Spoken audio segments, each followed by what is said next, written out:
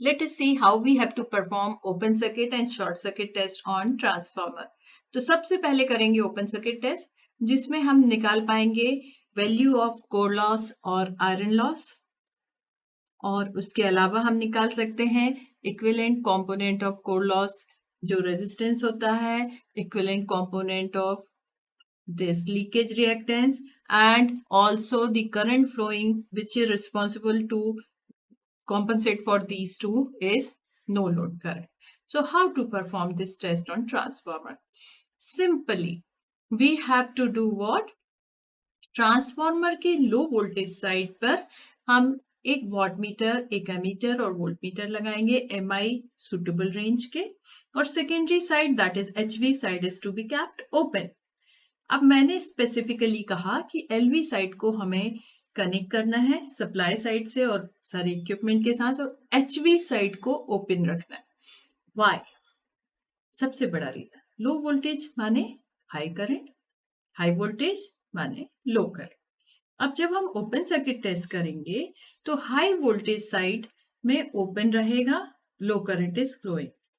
Okay, very low current is flowing, so no current is flowing because it is open circuit.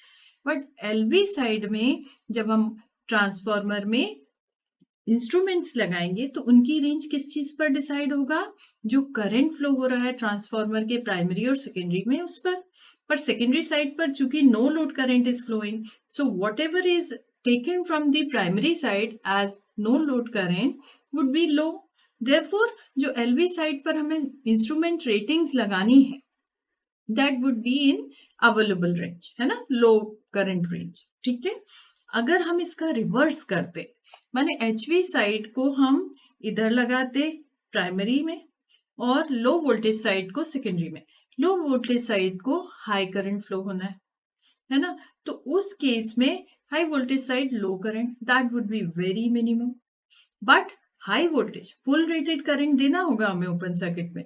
High voltage पर जो measuring instruments लगाने हैं वो हमें easily available नहीं होंगे फॉर टेस्ट पर्पस, इसलिए हमने एचवी साइड को ओपन छोड़ दिया, लो वोल्टेज साइड को प्राइमरी ले लिया जहां पर हम ओपन सर्किट टेस्ट परफॉर्म कर रहे हैं, और हमें सुटेबल इंस्ट्रूमेंट रेंज मिल गई. अब क्या होगा, जब भी हम इस टेस्ट को परफॉर्म करना शुरू करेंगे तो हमें रेटेड वोल्टेज अप्लाई करना है. ठीक है, प्राइमरी वाइंडिंग में. उससे क्या होगा, नो लोड पर जो भी करंट ट्रांसफॉर्मर लेगा that would only be 3 to 5% of full load कर, है ना. So 3 to 5% of full load current. तो क्या होगा, जो कॉपर लॉसेस हैं इतने परसेंट पर नेग्लिजिबल होंगे, उनको हम इग्नोर कर देंगे, और power consumed by the transformer on no load would only be required for setting up of the flags and for core loss component. तो ओपन सर्किट टेस्ट में जितनी भी हमारे पास करंट ले रहे हैं और पावर लॉस है that is only responsible for core losses.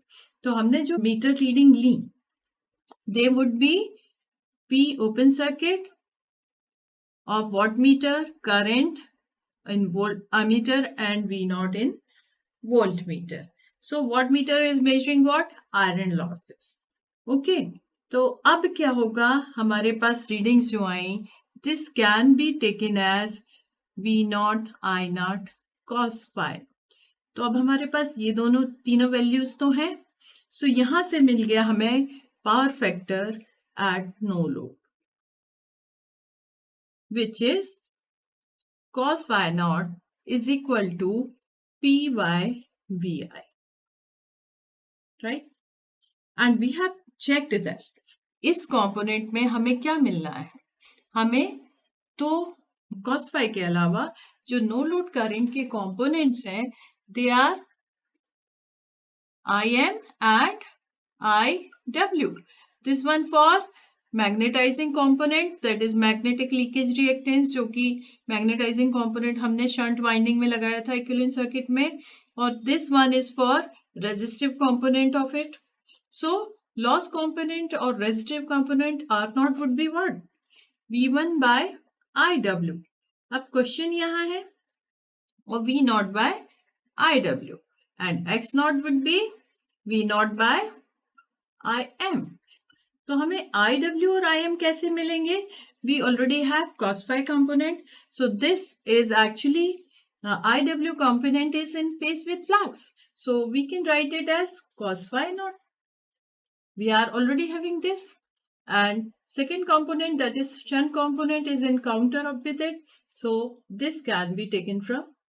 So once power factor angle is known, we can calculate both these components, and therefore these shunt values we can have easily.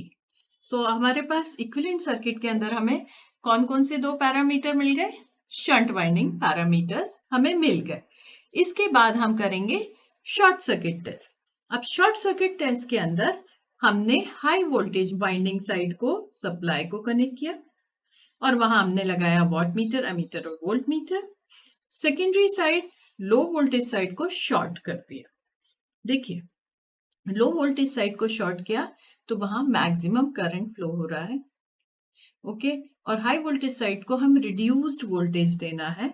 So now again we are having possibility of instruments available in the range of high voltage side, है ना, क्योंकि हमें सिर्फ कुछ percentage of high voltage winding, fraction of percentage of voltage देना है high voltage side को.